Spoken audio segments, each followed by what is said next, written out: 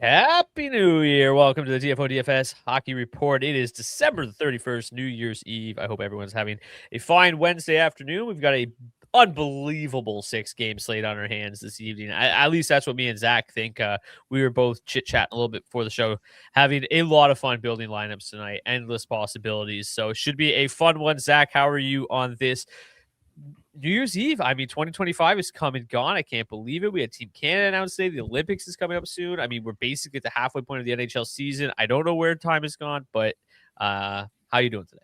Yeah, I'm doing good, man. Quite literally the halfway point tonight for the Edmonton Oilers. It's their 41st game of the regular season taking on the Boston Bruins tonight. So kind of hard to believe we're already like halfway through the NHL season, man. Like it really feels like it was just yesterday that we were firing this show back up, firing the charts back up. It's been a great 2025 from the DFO DFS report side of things. Been having a lot of fun doing this. I'm excited for what next year is going to bring too. And man, wouldn't it be sweet to go out with a huge bang tonight on the DFS streets? I think that would be lovely. The way I have felt about my early builds, I think it's gonna be a great night. I mean, I have had a lot of fun building lineup so far. Okay, let's get into it. Obviously, there's I think 11 games today. The DFS main slate on DraftKings is only 6 games, so we're going to focus on those 6 games. We'll start at 6:30 Eastern tonight with the Red Wings and the Jets. The Red Wings recently confirmed it will be John Gibson between the pipes. For them, it's likely going to be Connor Hellebuck for the Jets. Jet Greaves gets the nod for the Columbus Blue Jackets, projecting to see Jake Allen on the second half of back-to-back for the Devils. Really let us down yesterday. Shut out by Joseph Wool and the banged-up Toronto Maple Leafs. Casey DeSmith gets the nod for the Dallas Stars, projecting to see Ukko-Pekka Luukkonen for the Buffalo Sabres. Alex Lyon is out. Colton Ellis just coming back, so it should be UPL tonight. Mackenzie Blackwood, I think this is so much fun. Mackenzie Blackwood gets snubbed from Team Canada and immediately starts against the guy that he probably should be on the team over and faces Doug Armstrong's team, who's the GM of Team Canada, and made the selections to snub Mackenzie Blackwood. I think it is so much fun that it just immediately gets to face them. I'm not going to lie. I sprinkled more than a sprinkle probably on a Mackenzie Blackwood shutout. I think it would be very poetic. And Jordan Binnington, not even the best Canadian goalie on his own team, makes Team Canada. He'll go tonight for the St. Louis Blues. Connor Ingram gets a nod for the Edmonton Oilers. It's going to be Jeremy Swayman for the Bruins. And then in the final game of the night, Dustin Wolf confirmed to start for the Flames, projected to see Sam Ersson for the Philadelphia Flyers after Dan Vladar went yesterday in Vancouver. So those are your 12 confirmed, likely projected starting goalies for tonight's slate. Zach, we got a bit of a situation on our hands here because whoever breaks down the Red Wings game also gets to break down the Oilers game, unless maybe I'll do the Red Wings and then we can skip to the Calgary game and then come back to Edmonton. How do you feel about that? perfect. Let's do that. All right. They both start at 9:30, so it's not really changing much. All right. The Detroit Red Wings will host the Winnipeg Jets. Before I dive into today's breakdown, I just want to mention I have changed up the weighted team ratings a little bit because a lot of the charts work from natural stat trick. The weighted team ratings were based on sports logic data.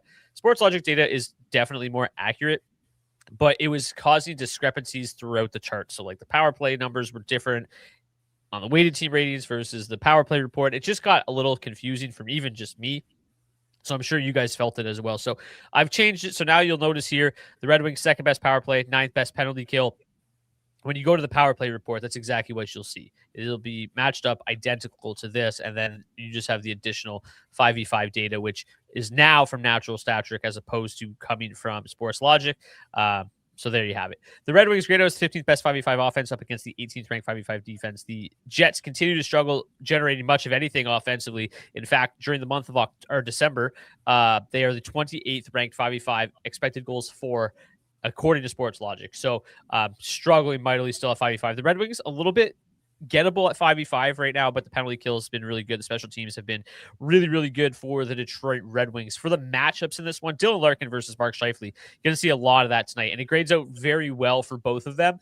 Should be a pretty high event matchup. Both of them, not great defensive metrics. The Winnipeg Jets top line, they have worse defensive metrics than the Red Wings top line, but they also have better offense metrics. So I do think this has the feel of a pretty high event matchup here, and I think it could get pretty interesting. I don't have the right one. Let's do this, make it a little smaller, fit it in here. Oh my goodness, how small do we got to go? 119. There we go. Winnipeg grades as the number one line of target overall. I think that's interesting because they're not drawing a ton of ownership tonight. I'll be candid in the fact that, like, a lot of the reason they project so well all the time is they just play a ton. And the more minutes you play, the more opportunity you have to score goals. They're projected for 33% of the ice tonight at 5v5. The next highest is Colorado 1 at 32%. But like even McDavid's only at 29%. So they play a ton, which is why they grade out so well. 20,300. I think when you look at tonight's slate and you take a look at the ownership, and you've got, Edmonton 1 drawing a lot of ownership. You've got Colorado 1 drawing a pretty healthy amount of ownership. Winnipeg 1 drawing a pretty like the 3 really expensive lines are all going to be pretty popular because there is a lot of value. As you see here, Columbus 1 just 15,300, Colorado 2 just 14,400. The Calgary lines all super cheap, all drawing ownership tonight. So there's going to be plenty of ownership coming in on these expensive lines, and Winnipeg 1 is no different. They're going to be popular. Kyle Connor feels like he always has success against the Red Wings. Mark Scheifele's just had a really good year. This line's been great all year. Gabe Velarde, he'd be the one that I would leave off if I had to leave anybody off. Detroit 2 grades out better than Detroit 1, and I think that's pretty fair. Matchup-wise, it is worse. They're going to see a lot more of the Lowry line, which is less than ideal, but they have just phenomenal 5v5 metrics. So much so that they have not given up a goal at 5v5 this year. That is Kane, Kopp, and DeBrincat. They have not given up a single goal while scoring at 6.7 actual goals for per 60. They've been simply dominant so far this year, and these are wowies yet again. So I do probably like Detroit 2 a little bit more, even though the matchup's a little bit worse. I just think they have a slightly higher ceiling. Lucas Raymond's been a little bit quiet as of late as well. So I do probably lean into Detroit 2 a little bit more tonight, but Detroit 1's got the better matchup. I'll get to both of these lines. I think they're both in good spots. And I'm pretty surprised at how little everybody's playing Detroit tonight. Obviously the Jets, you'd be able to speak about it a little bit more than I could. They played pretty well against the Oilers the other night. Do you think that there's going to be some carryover tonight? Because they looked pretty good the other night. Yeah, they certainly did. I mean, 42 shots on goal against the Edmonton Oilers. The Oilers aren't a team that really give up a whole lot of shots against. So that was a little bit surprising to see. They were rolling their lines and they did look pretty good. I think for that reason, I've definitely got interest in getting into the field here on Winnipeg 1. I mean, this seems like a really nice spot for them here on this slate tonight. So 10% ownership, that's pretty easy to get to for me. But I do think that getting over the field on the Red Wings here is a great route to go as well. One more thing actually on the Red Wings as well. John Gibson has been awesome as of late. 932 save percentage over his last 7 games. He's 6-1 over that stretch, but he has been terrible against the Jets in his career. 5 wins in 20 games played with a 331 goals against average and an 891 save percentage. Back to the Red Wings, I think this is a great spot. I'm really surprised to see how low owned they are. And I think one of the things that's really got me leaning a little bit more towards getting well over the field here on the Red Wings is just the power play matchup as well, right? I mean, this looks to be just a tremendous spot against a fairly undisciplined Winnipeg Jets team. So yeah, fire me up on Detroit 1 tonight and Detroit 2 for that matter. I think this is a really nice pivot spot. I've been exposed, obviously. I'm guessing Brock has a Colorado 2 Columbus 1 build. No. There's no way, right? No. No way. How did he guess that? Am I that obvious? I mean, I have been talking about Colorado 2 for like 2 months straight. So it's fair. And obviously I liked Columbus 1 in a weird spot the other night and it worked well. So I guess you nailed it. Absolutely nailed it. Am I that obvious? He says yes. Shit. I got to change my approach here. I got to start dealing in the shadows a little bit more, I guess. But yeah, Detroit number 2 power play matchup on the slate. I mean, it's a power play that's just been red hot this season. And, getting Patrick Kane back makes that unit all the more proficient. Obviously, Moritz Seider's had just an unbelievable season to bring out Larkin, Raymond, Kane. I think, yeah, you could definitely build around that power play. I think you can go like to bring at Kane, Seider. You could go Larkin, Raymond, Seider. There's a lot of options here. I even like Andrew Kopp, 3,700. He's played really well as of late. And obviously, Finney, you can include there in those Detroit 1 stacks. Are you getting to any other parts of this Winnipeg team, or is it still just always Winnipeg 1 or bust? Because, the underlying metrics here are just downright terrible for the rest of this lineup. Yeah, they are. It's pretty ugly there across the board, right? I don't really see a need to get there. I mean, maybe if you wanted to throw a little sprinkle on Winnipeg 3 as like a cheap, really low-owned punt option, The goal metrics are solid. The high danger chances are good. They do have a solid matchup tonight. I wouldn't necessarily feel confident in that. Morgan Barron, I think he's probably actually maybe one of the guys to kind of target there if you are looking at it. He's been tremendous as of late. Really solid floor over his last 10 games here. But yeah, that would probably be it. But that's a pretty thin play even still. Yeah, and I just want to go back to Gibson for a second because I had mentioned, he was red hot, right? I think I talked about it before the Dallas game. Yeah, he was 7-0, but I did mention I was a little bit worried because he had only faced Boston, Seattle, Vancouver, Calgary, Chicago, the Islanders, and the Capitals. So, for the most part, not really exactly the who's who of offensive teams. And then in his last two starts, he's faced two really good teams, the Dallas Stars and the Carolina Hurricanes, and he's given up 7 goals in those two games with an .881 save percentage. So I feel like he has been better, even just from the eye test. But that really impressive 8-game run, I think, is a little bit of a fugazi. Just played some bad offenses during that time, and I think that the Winnipeg's top line can certainly get to him tonight. Let's go to Columbus and New Jersey. Yeah, fascinating game here. Blue Jackets are the home favorites, -116 on the money line, 3.1 implied total for them, 2.9 for the New Jersey Devils. Boy, this is a very interesting game. Probably one of the bigger games on the night, especially when you look at the ownership numbers here that are coming in. Columbus won the fourth best line to target overall on the slate tonight. Adam Fantilli, Kirill Marchenko, and Mason Marchment projected for 17% of the ownership, but it does not stop there for the Blue Jackets, as the second and third lines are also seeing significant ownership. We're looking at like 30% ownership alone coming in between these three lines here. And this Devils side of things too is drawing a bit of ownership as well. New Jersey 2 grading out as the best line to target on the Devils side tonight, just 3% ownership for them. But New Jersey 1 seeing a good chunk at 7.6%. New Jersey 3 even is seeing a good chunk of ownership, just under 4% as well. I mean, man, this is a really fascinating game, right? When you take a look at the matchups, it's pretty easy to see why so much of the field is getting to Columbus. Not only does this game have the highest pace score of the night by a pretty good margin, the matchups are very good across the board here for the Blue Jackets. All up in the positive range. That top line is going to see 49% of their ice time going up against New Jersey 2, which has been the worst defensive line for the Blue Jackets this season. And Columbus 2 is going to be spending 58% of their ice time going up against the Devils top line, which, has been a little bit better, but still a below average line defensively. Their big saving grace is kind of their ability to limit goals and expected goals against. So I think this is a fascinating spot tonight. I think there's all the reason to kind of get to the field here. For me, it's probably going to be like 15% Columbus 1. Get a little bit over the field on Columbus 2 because they are a super cheap option. And I don't even mind the idea of punting off a little bit on Columbus 3 here as well.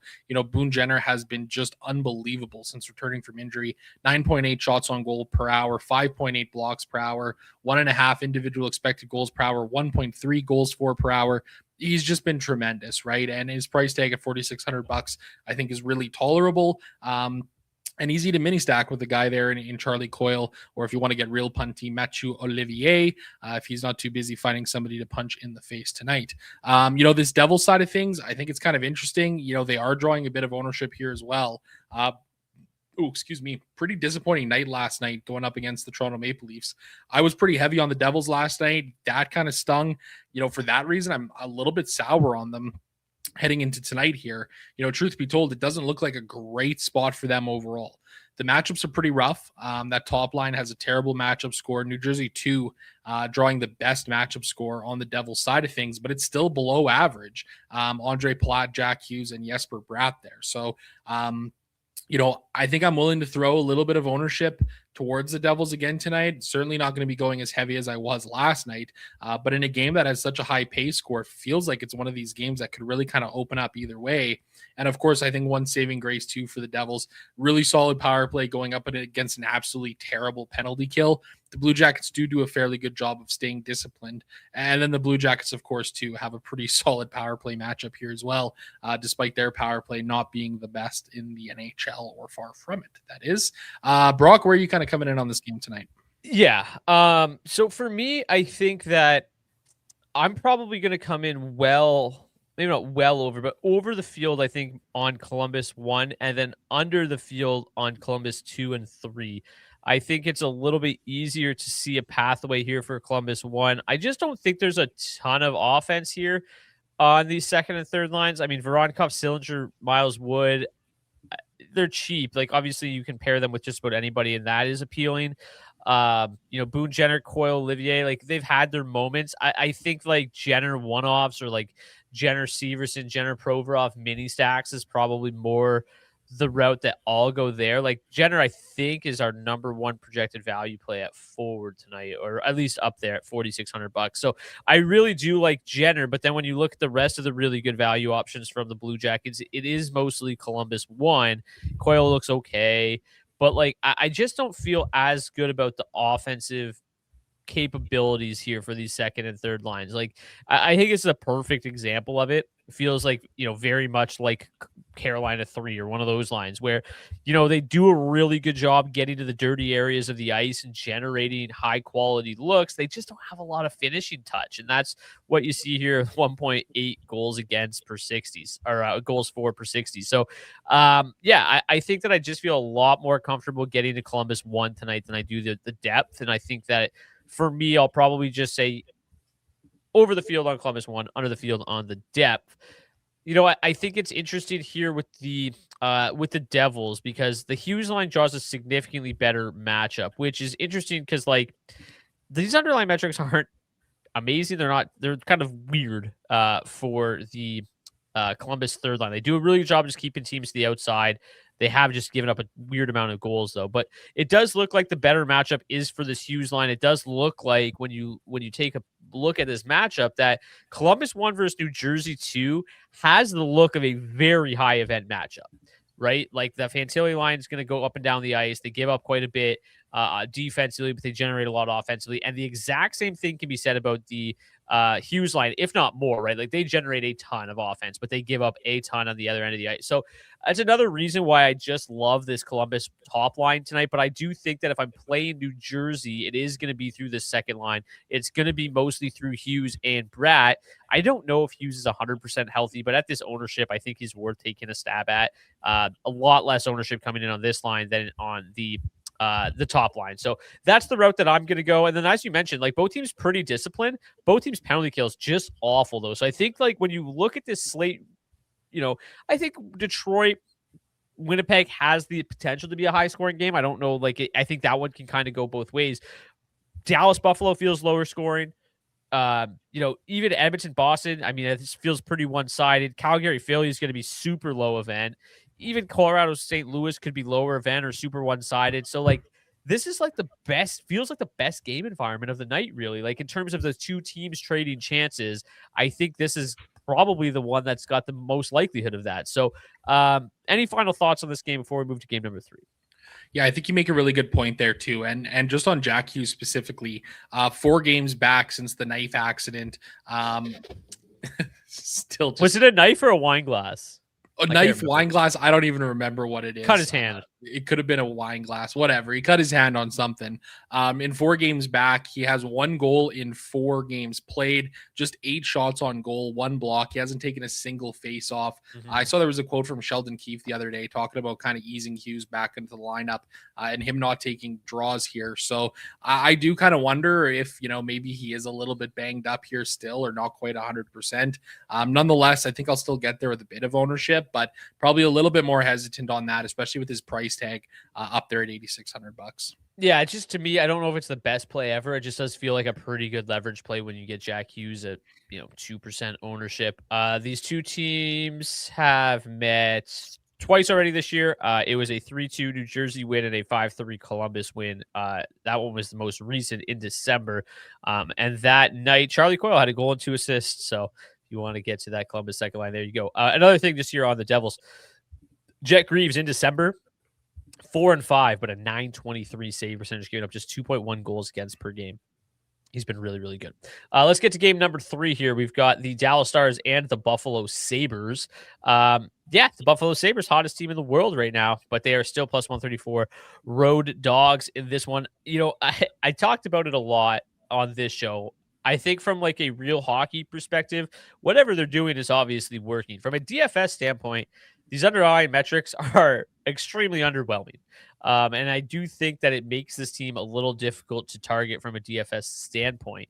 On the grand scheme of the team ratings here, I think it paints a very similar picture. They've clearly sacrificed maybe a little bit of offense for better defense.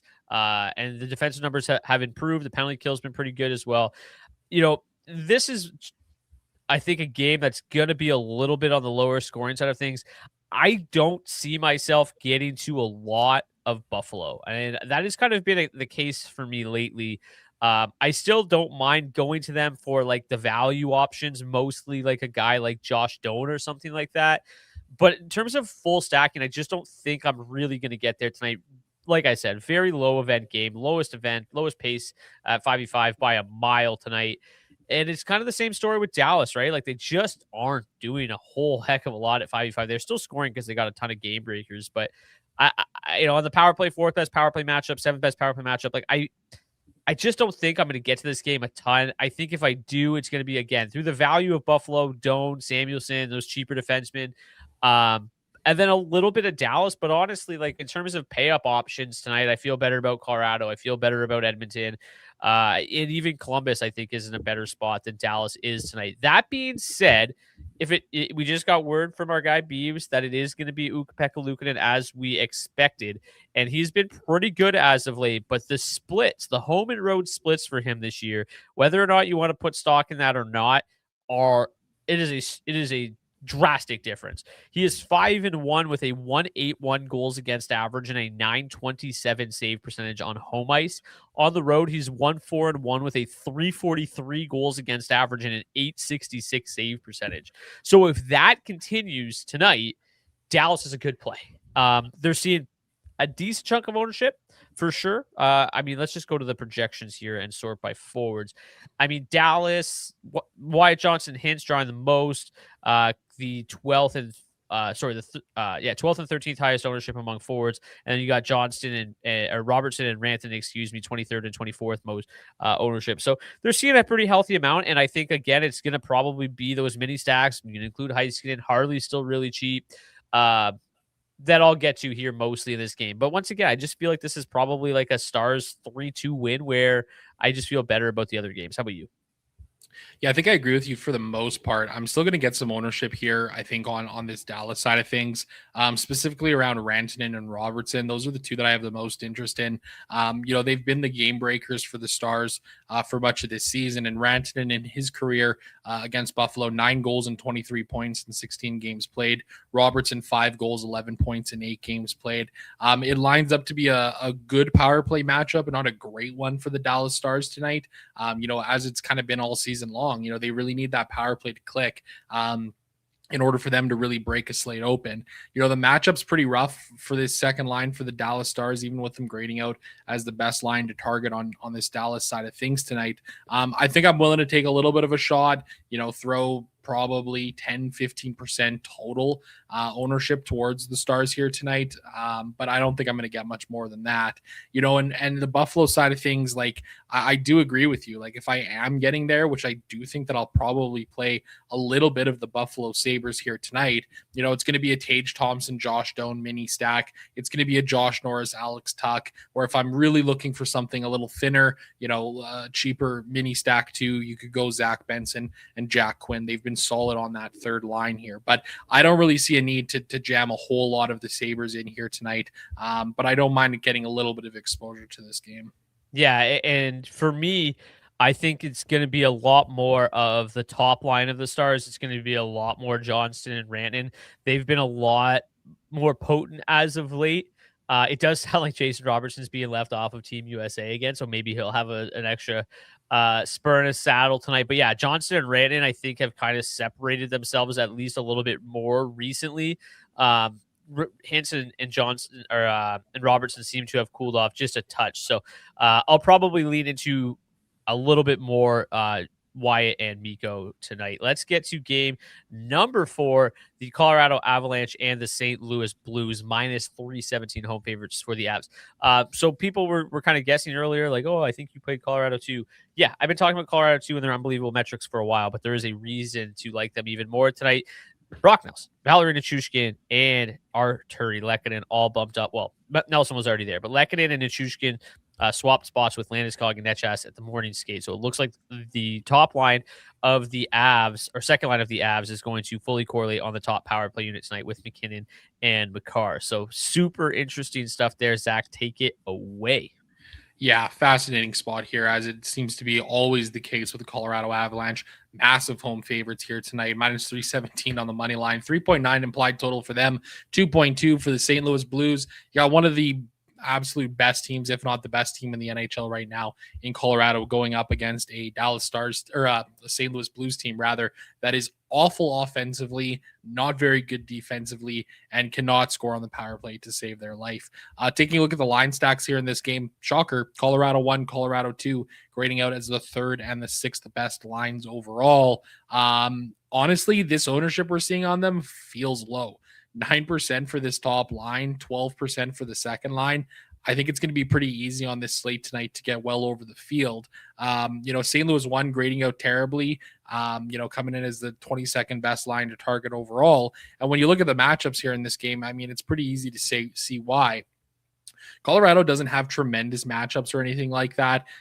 Slightly above average, a bit above average for Colorado 1, below average for Colorado 2. But I mean, the metrics offensively for this top 6 have just been otherworldly. Pretty rough matchups across the board for St. Louis 1, 2. But look at these numbers, man. Like, it's 2 first lines for the Colorado Avalanche. 32% of their ice time for Colorado 1, 29% for that second line. It's pretty absurd to see this. And the defensive numbers are solid, too. I mean, a little bit weak defensively, that top line, still doing a good job of limiting goals against. But boy, they just play so much ice time, and it just feels like another one of these spots where it's really easy to get to. And of course, with Colorado, too, tonight, Lehkonen and Nichushkin getting bumped up to the top unit. You got to like that for sure.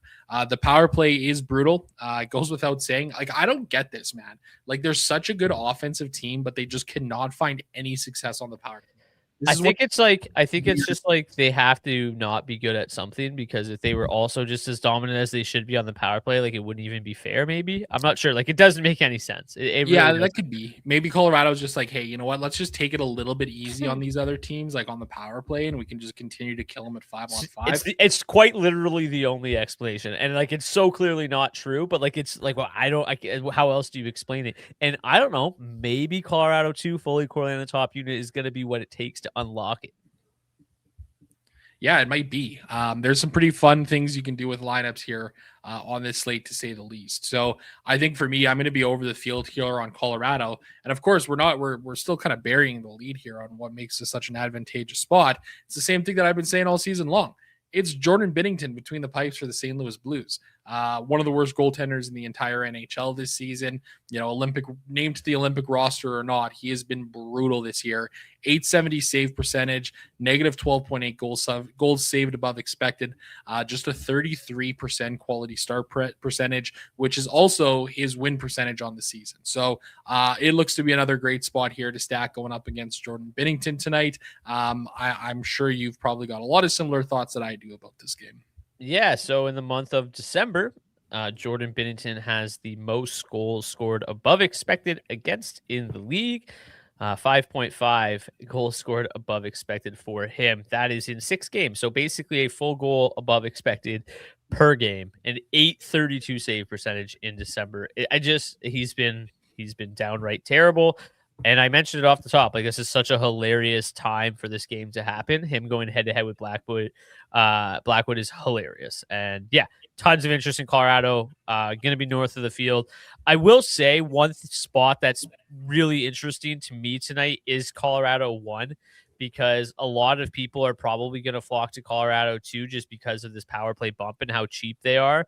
And I do think that Colorado 1 might get overlooked a little bit. And at the end of the day, a lot of this team's production does still come at 5v5.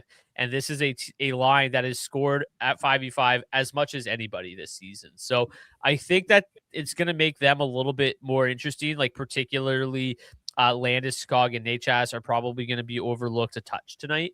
And I think that it makes them a lot like very intriguing, which is like kind of weird to say because at the end of the day it's Colorado won. But I do think there's plenty of value on the slate. It's super easy to get to them tonight, and I do think they're going to get overlooked because I do think the ownership is going to be pretty heavy here on Colorado too. And yeah, with you, not playing St. Louis. I already told you. I bet the shutout for Mackenzie Blackwood. Stupid or not, I mean, betting a shutout is never I don't think it's a plus EV bet, but sometimes you just got to play with your heart a little bit too. So, all right, we're going to skip Edmonton, Boston. We'll save that one for Zach here in a moment. Let's get to Calgary and Philadelphia, and we'll get through this one rather quickly because I don't think there's a ton going on in this game. But I will say, like, obviously the Flames offense is really starting to perk back up. Which is nice to see because we were talking about them a lot at the start of the season and really wanted them. We played them a lot. The underlying metrics were still good. They just weren't scoring. They've started to figure it out. I mean, when you look at the matchups tonight, it's a Calgary 3 night, man. And that has been the line that has been their best line as of late. Backlund has suddenly caught some fire here at $4,100. Coleman's been great at $3,900. He's also got that top power play unit bump. Coronado even moving down there, I think gives them a little bit more offensive jam as well. They've spent quite a bit of time together, mostly last year, but the offensive metrics are pretty good. And they're going to go head to head with Philadelphia 1, which is good offensively, but downright brutal defensively. And then when you take a look at the rest of the Flyers lineup, very, very solid defensively. So to me, I think it's going to be a little bit more challenging here for this top line and for the second line of the Flames to get a lot going tonight, even with Sam Ersson between the pipes. I do lean towards Calgary 1 over Calgary 2 if I had to make the pick. I think Kadri, Farabee, and Sharon Govich have been rock solid. You got the Farabee revenge narrative tonight as well. So I think that Calgary 3 is my favorite play in this game as a whole. Matchup wise, Philadelphia 2 grades out the best for the Flyers. And I think that they're in a good spot. I do worry about Philadelphia 1, despite how good their offensive metrics are going up against that backline line. I think they're going to be in tough. So I'll probably stay away. And I will focus a little bit more on Philadelphia 2 tonight because the matchup is great. They're going to see a ton of the Kadri line. They're going to see a ton of the Frost line. And the Kadri line is terrible defensively. So I think you can fire up guys like Barkey. I think you can fire up guys like Owen Tippett tonight at pretty limited ownership. You can include Couturier too if you want to. And yeah, go that route. The power play matchups in this one, not great, obviously, for the Flames. They suck on the power play. Really good kill for the Flyers. Pretty decent matchup here for the Flyers. But again, they kind of just do a 50-50 split of their 2 power play units. So it doesn't really matter all that much. But Barkey is on that top power play unit, so to speak. And then obviously Tippett's kind of the anchor on that set, or like the shooting option there on that second unit. And obviously somebody that can get on the board. So that's kind of the way I look at this game. I think this is one where you've got, a really good defensive team in the Flyers, two teams that aren't great offensively. I think it's one where I lean into the matchups a little bit more to try to help dictate who I'm playing. And I feel really good about Calgary 3. I feel confident in Philly 2. I'll probably mix in a touch of Philly 1 and Calgary 1 as well. But for the most part, as I mentioned, I'm going to lean into the matchups in this one. Zach, how about you? Yeah, I agree with you here, man. I'm surprised to see how much ownership is coming in on the Calgary Flames here tonight.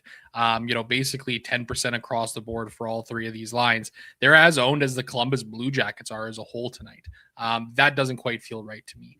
I think I'll still sprinkle in, 5% Calgary 1 and Calgary 2 within my 20 max tonight. But I really do like the idea of kind of getting over the field here on Colorado, or on Calgary 3 rather, especially with Coronado sliding in there on that third line spot. I think this is a really nice addition to that line. He's been a little bit quiet as of late here, but boy, this does certainly feel like a great spot, especially with his matchup that you kind of broke down there for sure. So I think for me, fading this, Calgary 1, Calgary 2 spot, getting to Calgary 3 a bit over the field on them is the route that I'm going to go. I don't mind the idea of throwing some ownership that way of Philadelphia as well.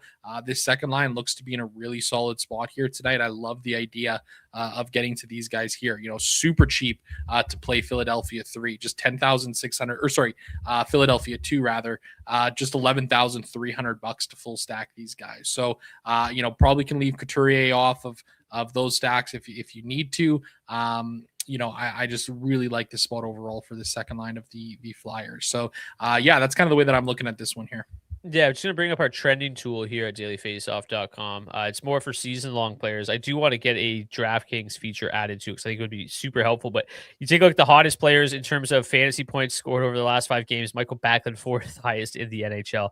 Been super, super hot. I'm sure if you scroll down here, Mackenzie Weegar's been good. You'll find Blake Coleman as well. I don't want to. This is getting boring now. But anyways, there he is. Somebody said Philadelphia is sneaky good. I think they're sneaky lucky. To be honest with you, they've scored some goals. The underlying metrics are terrible. I'm not going to buy into what they've done. Lately, they have scored. Don't get me wrong, they're getting on the board, but I don't think it's sustainable. Okay, now let's get back to the Edmonton Oilers, who will be hosting the Boston Bruins this evening. Yeah, absolutely. The Oilers playing the Bruins tonight. Minus 189 favorites on the money line. The Edmonton Oilers are coming in with a 3.6 implied total, just 2.7 for the Boston side of things. Hey, big surprise. Connor McDavid's still really good. Edmonton 1 grading out as the second best line to target overall on this slate tonight. Edmonton 1 is still too damn cheap. Connor McDavid, not 10K yet. $9,900. Got a feeling this might be the last day that we see him under 10K for a significant amount of time. But even guys like Zach Hyman and Ryan Nugent-Hopkins are not seeing their prices budge really whatsoever. So it looks to be a great spot for them. Edmonton 2 coming in down at 25th overall. And then you've got the mess of the Boston Bruins here grading out kind of middle of the pack tonight. Boston 2 grading out as the 11th best line. Boston 1 coming in at 21st. And the third line coming in at 23rd overall. Taking a look at the matchups here in this one tonight. Pretty solid matchups across the board for the Bruins. Pretty brutal matchups across the board for the Edmonton Oilers. That's not going to deter me from playing the Oilers tonight, especially Edmonton 1. They're going to see 45% of their ice time going up against that third line for the Boston Bruins, which despite their ability to limit goals is the worst defensive line that the Bruins have here. So Pavel Zacha, Victor Arvidsson, and Casey Middlestat look to be in a pretty rough spot here tonight. Of course, it is Victor Arvidsson's homecoming. Of sorts, I guess, returning to Edmonton for the first time since the mess of what last season was in the trade to the Bruins. So hammer a Victor Arvidsson anytime goal, because former Oilers love to score against the Edmonton Oilers after they leave town here. So yeah, for me, a lot of Edmonton 1 tonight, projected for about 16% ownership. I'll be at that for sure, maybe even a little bit over top of the field, as I tend to do with this Edmonton 1 line. The second line, kind of interesting, Leon Draisaitl, Vasily Podkolzin, and Andrew Mangiapane for some reason getting up there on that second line. Was a healthy scratch against the Winnipeg Jets, and now they're throwing him back into the top 6. Admittedly, I hate it. The rumor is that Mangiapane wants more ice time, and that's why they're kind of looking for a trade. Admittedly, the Oilers kind of have to trade him to be cap compliant when they get a couple of guys off the LTIR. In the meantime, he's up there on the second line. So do with that what you will. But, I'm still willing to play Draisaitl. I'm willing to sprinkle in some Podkolzin, who has quietly been really solid so far this season. Bit of a shooting heater at 20, what is it at? Yeah, 20% over his last 20 games played here. But he's finding ways to score at times. In terms of the Bruins side of things, I don't know how much I'm going to get there tonight. I don't mind the idea of sprinkling a little bit of this Boston Bruins side of things, but it is going to be Connor Ingram getting the start for the Edmonton Oilers. And he has quietly been really, really good for the team so far. 3 starts so far for the Edmonton Oilers this season. Quality starts in every single one of them. 913 save percentage and 2.1 goals saved above expected. Small sample size, of course, but he has looked really solid so far during his Oilers tenure. Boston 2 looks like the line 2 target here in this spot tonight. Fraser Minton, David Pastrnak. You talked about those 2 guys and the great underlying numbers that they have together on the show the other day, and they're starting to come out here in the Wowies as well. Brock, where are you kind of feeling about this game as a whole tonight? Oh, and it should be mentioned, the Oilers power play looks to be just as it usually is. But this is a very undisciplined Boston Bruins team, 3.8 times shorthanded per game. So love me some Edmonton stacks here tonight. Yeah, I'm not going to shy away from Edmonton one bit. This is a Boston Bruins team that grades out on a team level with the 29th ranked 5v5 XG against. So matchups look weird for the Oilers because these new lines for the Bruins actually grade out really well defensively. So, like, I don't know if they've just suddenly fixed it. I don't think that's the case. This is a team by and large that has struggled defensively this year. I think they're going to have their hands full with the Oilers tonight. And yeah, like the Oilers are seem to be firing on all cylinders right now. A bit of a letdown against the Jets the other night, but that is what it is. I mean, yeah, Swayman only faced 20 shots the other night, so maybe they have figured it out here. I mean, that was against the Flames, though, so I'm not putting a ton of stock into it. But yeah, Edmonton one looks great. I mean, Mangiapane can want all the ice time he wants. He has 1 goal in his last 11 games. He's averaging 0.6 shots per game. So I don't know, maybe do something and then you can play. Yeah, like Matt Savoy and company, Roslovic there, like have been so much better with Draisaitl, and with Mangiapane there and his struggles, it does limit my interest in Edmonton too. Like I'll get to some Leon, but in some power play stacks there, but I'm not full stacking Edmonton too. I'll just focus on Edmonton one. Yeah, I think Minton and Pasta is probably the route to go. If you're playing the Bruins, Pasta, Hushadinov and Minton's probably the route to go here. This third line is probably going to get caved in by McDavid. You could maybe get to some Lindholm and Geeky, but for the most part, I just don't really care about playing the Boston Bruins. Let's get to the defensemen and the goalies. Lots of quality defensemen tonight. I mentioned it the other day. Absolutely love Denton Mateychuk. Love him again. Going to be one of the highest owned defensemen on the slate. I think all these Columbus Blue Jackets defensemen are solid. Mateychuk, Provorov, Severson. I mean, even Fabro grades out well. They're all going to see a decent chunk of ownership. I think they're all great with Werenski out. Bouchard, Makar, like obviously they're great. Rasmus Anderson's been playing well. I think some of these cheaper Colorado defensemen, whether it's Malinsky, whether it's Manson, whether it's their Girard, I think they're all decent pay down options. We talked about Samuelson from the Sabres has always been a solid pay down option. I really like Harley at that current price tag. I really like Simon Edvinsson at that current price tag. What's his name? Where did he go? Josh Morrissey's really cheap. Not really cheap, but like cheaper than he should be. $5,500. There he is. I really think that's a nice price tag. I like him a lot. He's been shooting the puck a lot more lately. I think he's a nice pair with Winnipeg one, who's if Winnipeg is going to score tonight, it's going to be through that top line. It's going to be through Morrissey. Anybody I left off that you really like? No, not really. I think you kind of hit the nail on the head here. I mean, there's certainly some really interesting options. I mean, Denton Mateychuk looks fascinating here tonight. Top value play for the defenseman by a pretty significant margin as well. There's some of these other guys like Provorov. I think he's going to be a great play too. Being able to get him a little bit lower owned here tonight feels like a pretty nice spot for sure. So, I think you pretty much covered it off here. There's nobody else that's really jumping out to me. CFL fan says Sider's been hot. Yeah, he's been great. He's up to $6,900, but yeah, I'm not hesitating to leave, or I'm not trying to leave Sider off of any Detroit stacks tonight. That's for sure. Let's get to the goaltenders. Pretty, I guess I shouldn't say easy, but like a pretty straightforward night in terms of the goalies for me. Similar to last night, although it went awful. Mackenzie Blackwood looks like a great play. I bet the shutout. I'm probably going to play quite a bit of him. Jack Reeves, it looks great. I like the Blue Jackets to win that game. $7,400 is too cheap. He's the highest projected owned goalie of the slate, but I think he makes a ton of sense there. I also don't mind getting to some Dustin Wolf at $7,800. I think that's a winnable game for the Flames. I think it's going to be lower scoring. I don't mind that. Don't mind Casey DeSmith either. Don't mind Connor Hellebuck at $7,500. He's always a goalie that can just stand on his head. He could get peppered by the Red Wings tonight and still steal a game, and obviously ties to the area and somebody that has performed well. You usually have the goalie numbers right in front of you. You got them there, or do you want me to pull them up? No, I got him right here. Connor Hellebuck, 14 games played in his career against the Red Wings, 7 goals. Good Lord. 7 wins, 1 shutout, 2.78 goals against average, and a .909 save percentage. So he's been pretty good against the Red Wings so far. Yeah, just not a lot of good pay down options tonight. Like, I think him and Greaves are as low as I'll go tonight. How about you? Yeah, I agree with you on that front. There's nobody else below them that I'm really interested in. I'm not even interested in Harrison at $7,600.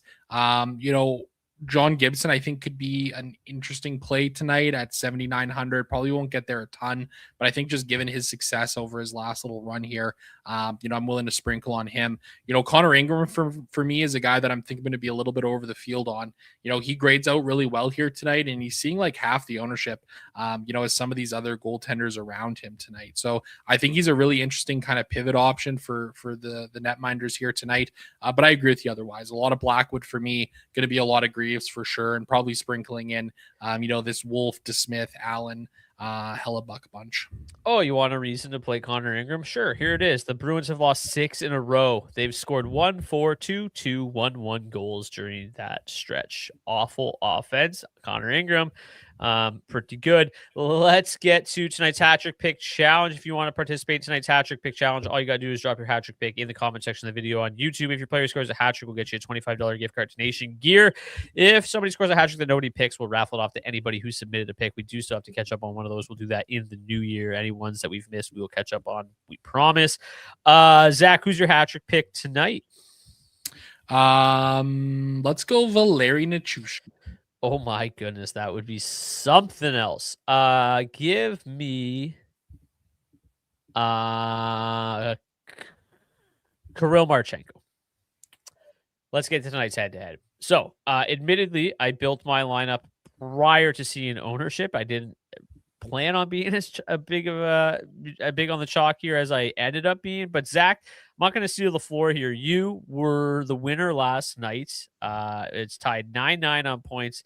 Who's going to take the lead heading into 2026? We shall see. But so far, you're doing a better job than you did last year. I think I grabbed a stranglehold early and never looked back. And I think this new format at least gives us the chance to climb back if you get down, which is fun. So who do you got in your lineup tonight? Yeah, I like that for sure. Obviously got to get some Edmonton one in the mix here. We got Connor McDavid and Zach Hyman. Shocker. Wanted to get exposure to this Colorado Avalanche side of things for sure. So we've got Lehkonen, Nichushkin, Cale Makar. Kind of crazy that you can get all three of these guys in comfortably into a lineup. Columbus too. They're cheap. They grade out well. Cole Sillinger, Miles Wood. Hopefully they can find a way to score at least one here tonight. Jet Greaves between the pipes at $7,400. Didn't like anybody cheaper than him. Kind of had to look around for a bit of a lower owned defenseman here and went with Rasmus Ristolainen at $2,800. Admittedly, I was looking at your lineup and I'm like, my lineup's better. And then I saw Cale Makar. I overlooked him the first time. And then you're like, yeah, and I got Cale Makar. I'm like, oh, I missed the fact that you have McDavid and Cale Makar in the same lineup. That's not fun for me. So I went with Fantilli Marchenko and Denton Mateychuk. There left off Mason Marchment, just doesn't have that power play exposure. So I left him off and elected to go with a full Colorado 2-stack. They also see a good amount of 5v5 ice time with Josh Manson. So he correlates nicely with them at 5v5. Couldn't fit in Cale Makar because I went with Connor McDavid, who's pretty good at hockey at $9,900. Then that left me, I think, $7,500. So I was able to squeeze Jet Greaves in there at $7,400. So yeah, very chalky lineup here, but hopefully it's a little bit different. I mean, I still got Josh Manson in there at 1%, so it's probably not going to be duped except for all the people that are watching the show now. That's going to do it for this edition of the DFS Hockey Report. Before we go, shout out to our friends at rotogrinders.com for providing projected ownership, not just today, but the entire season. It's just made the show so much better, and it's allowed us to break these games down in more detail and really, kind of expose ourselves to better fades and better leverage plays. So shout out to them. It's been fun. We look forward to working with them again here as we move into 2026. If you want to get $20 off your first month of RotoGrinders Premium, you can do so by clicking the link in the description of the video on YouTube. Also in that description is the link to get 20% off of Action Network Premium. If you want to up your betting game with Action Network Premium, you could also join the DFS Discord with the link in the description. It's a community that's growing all the time. We're posting all the lineup changes and warm-ups. We're talking about plays throughout the day. My Discord's not working for some reason, so I haven't been in there as much recently. I did a Mac update, and for some reason, Discord just will not do anything. So that's cool. But anyways, thank you guys so much for tuning in all throughout 2025. It's been a blast. I mean, nothing's really going to change. We're probably going to be back here tomorrow if we're not too hungover. I don't know what did we even got tomorrow? I'm assuming there's a lot of day games. 1, 2, 3, 4, 5, 6. These games start at 11:30. There's just no way. Is that real? That is gross. That can't be real. Is it real? Yeah, it's wrong. Okay. I got to fix that face off. Okay. So it looks like we've got a 1, 2, 3, 4, 5, 6 game main slate tomorrow. So depending on how we are feeling, we may be back tomorrow for tomorrow's 6 gamer. And then Friday, we've got the Winter Classic and 2 other hockey games that are being played. So we'll probably be back Friday as well. So thanks so much for tuning in. Smash the like button, hit the subscribe button so you never miss an episode. I'm Brock Seguin. We got Zach Laing with us as always. We'll see you back here tomorrow in 2026. New year, same show. Cheers.